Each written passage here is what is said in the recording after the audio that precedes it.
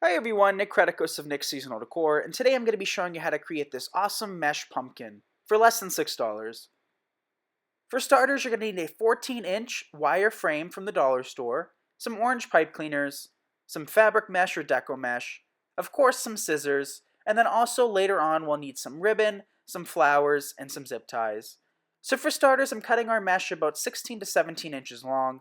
We just need it to overlap the back of the wreath a couple inches, and right now I fast forward the video so you don't have to watch me cut the mesh on and on. So now we're going to take some zip ties and place them around the wreath. I'm placing these around the inner two rings, and I'm placing two of them in each of the 6 sections with the cross pieces on the wreath frame. So of course we're going to need some more afterwards to make sure that we can't see through the frame as well as see the frame through the mesh. So I'm just placing these just to get a nice start, but then we can come back in later and add some more. So now I've flipped the wreath over and I'm inserting the mesh into the zip ties and then closing it shut. So now we're going to flip over the wreath and pull it towards the front so that we don't see any seams or any wire. And it also helps to hide any of the zip ties that might be showing. So now we're going to repeat this process over and over again until we have all of the zip ties covered with mesh, and then afterwards we can decide if we need more deco mesh to cover up the frame so we don't see through it. On this pumpkin, I'm using fabric mesh versus deco mesh, just because I wanted to have more of a natural fabric look to it, but you certainly could use a basic deco mesh that you can pick up for about $2 a roll, so it just depends on what look and feel you want to go for with this pumpkin.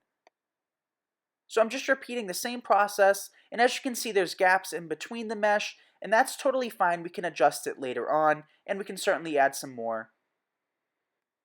If you didn't care about using more mesh, you certainly could take the entire roll and just wrap it around the wreath, circulating over the top and the bottom. I wanted to use less mesh, so I ended up cutting it into individual pieces, and by doing it this way, you should be able to create about 2 of these per roll of mesh, making it pretty economical to create these pumpkins.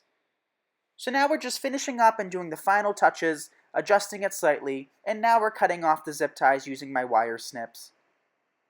Make sure when you cut the zip ties you also point them back into the wreath so that you don't pose the risk of scratching your door.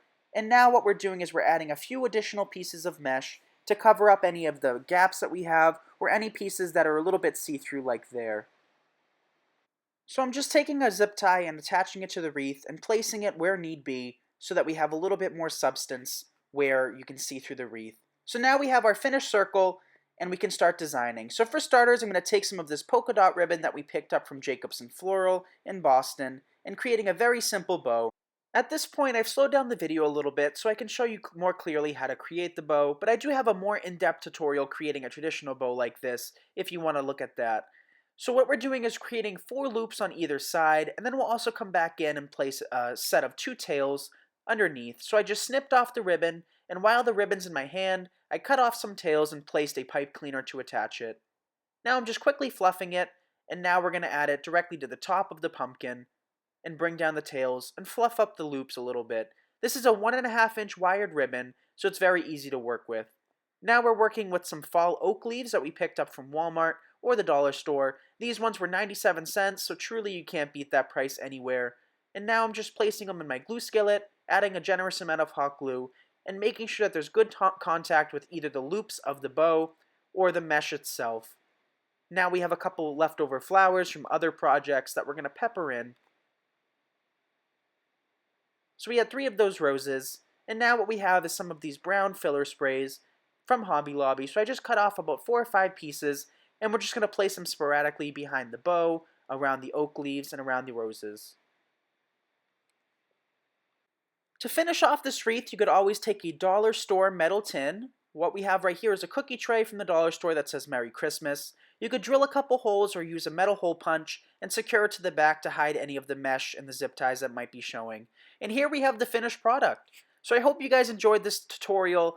If you guys don't mind subscribing to me on YouTube, following me on Facebook, and following me on Instagram, I greatly appreciate it. And if you like this content and like to see more of it, feel free to like this and share this and comment and let me know what you like and don't like about these types of videos. I always love to hear your feedback, and as always, keep crafting, and thank you guys for watching.